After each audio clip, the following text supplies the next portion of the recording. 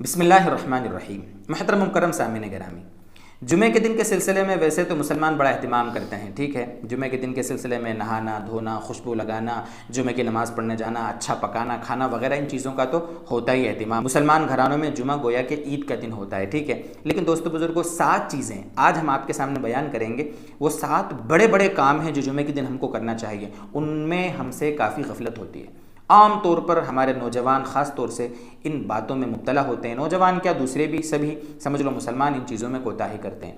تو جمعے کے دن ہم کو گزارنا کیسے چاہیے، جمعے کے دن کس اعمال کی طرف ہم کو توجہ زیادہ دینا چاہیے۔ ویسے بہت سارے اعمال ہیں، بہت ساری سنتیں، ہمیں سارے اعمال ساری سنتوں کو نہیں بتانا ہے، وہ تو آپ جانتے ہیں اور بہت سے مسلمان ان کو کرتے بھی ہیں، لیکن 7 چیزیں ہیں خاص طور سے۔ سب سے پہلی چیز دوستو بزرگوں یہ ہے کہ جمعے کا دن جو ہوتا ہے نا، وہ جمعرات کے دن جب سورج ڈوبا، ادھر سورج ڈوبا جمعرات کا، جمعے کا دن شروع ہو جاتا ہے۔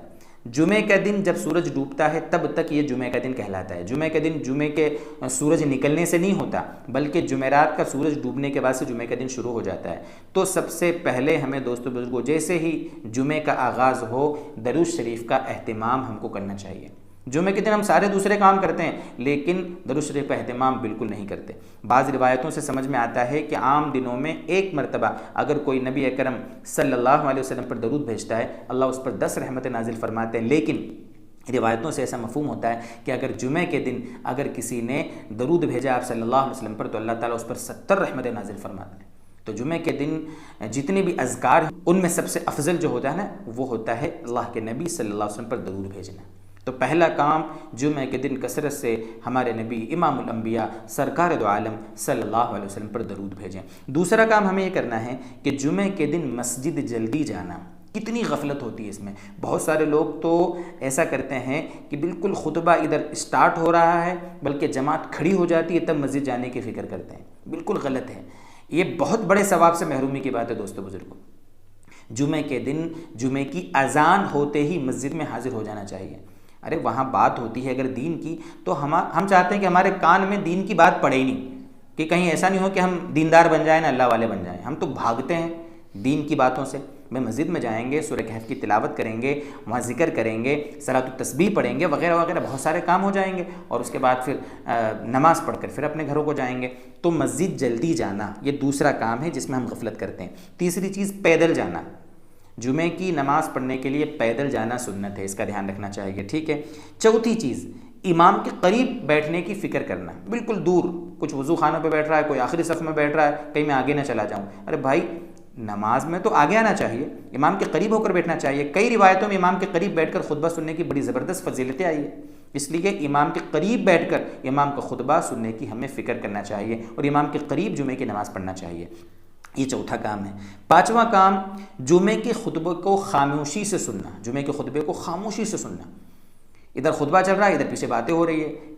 علماء نے تو لکھا ہے حدیث کے حوالے سے کہ اگر ادھر خطبہ چل رہا ہے اور اگر آپ کے پاس کوئی بات کر رہا ہے تو اس کو یہ کہنا ہے کہ تو خاموش ہو جا، اس میں بھی آپ گناہ گار ہوں گے۔ ہاں آپ خطبہ غور سے سنو نا، کرنے دو اس کو جو کر رہا ہے، خطبہ غور سے سنو۔ آپ نماز پڑھ رہے ہوں اور کوئی اگر آپ کے پاس بات کر رہا ہو تو کیا نماز پڑھتے پڑھتے اس کو ٹوکو گے آپ کی بات مت کر؟ تو ایسے ہی خطبہ ایک عبادت ہے، خطبے کو غور سے سننا چاہیے۔ یہ ہے پانچواں کام جس میں ہم غفلت کرتے ہیں۔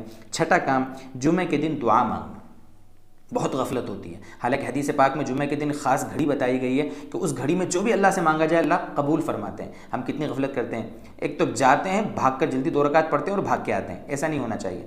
جمعے کے دن 2 گھڑیاں ایسی ہیں کہ جس میں علماء کو زیادہ امید ہے حدیث کی روشنی میں کہ قبولیت کی گھڑی وہی ہوتی ہے۔ ایک تو امام صاحب جب خطبہ دے رہا ہو، امام جب خطبہ دیتا ہے نا، خطبہ دینے کے لیے نکلتا ہے، ممبر پر بیٹھتا ہے، تب سے لے کر نماز جب تک نہیں ہو جاتی تب تک بہت قبولیت کا وقت ہوتا ہے۔ لیکن امام جب خطبہ دے رہا ہو اس وقت ہاتھ اٹھا کے نہیں مانگنا ہے، زبان سے زور سے نہیں مانگنا ہے، دل میں اللہ کی طرف توجہ کر کے دعا مانگے آپ، اللہ تعالیٰ قبول فرمائیں گے۔ ایک بہت قبولیت کی گھڑی ہوتی ہے وہ۔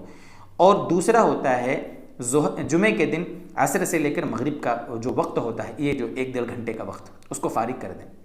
دوستو بزرگوں روزانہ کماتے ہم، جمعے کے دن عصر سے مغرب تک ذکر کریں، تلاوت کریں، دعا میں رہیں، بہت قبولیت کا وقت ہوتا ہے۔ ہمارے مسائل جو بھی ہیں اللہ حل کرے گا، اللہ کے ہاتھ میں سب کچھ ہے۔ تو دوستو بزرگوں عصر سے مغرب تک جمعے کے دن دعا میں مصروف رہنا چاہیے، ذکر میں، درود شریف میں۔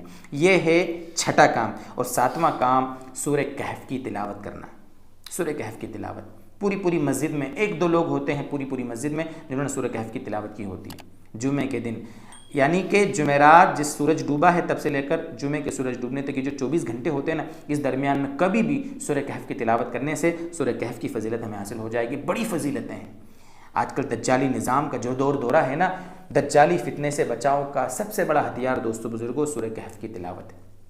سورہ کہف کی تلاوت کریں، نورانیت برکت آئے گی، دل میں نور پیدا ہوگا۔ حدیث پاک کا مفہوم ہے یہ۔ اللہ تعالیٰ ان اعمال کے کرنے کی، ان اعمال کو سمجھنے کی اور سچے دل سے اور اخلاص سے ان کی طرف توجہ دینے کی ہم کو توفیق عطا فرمائے۔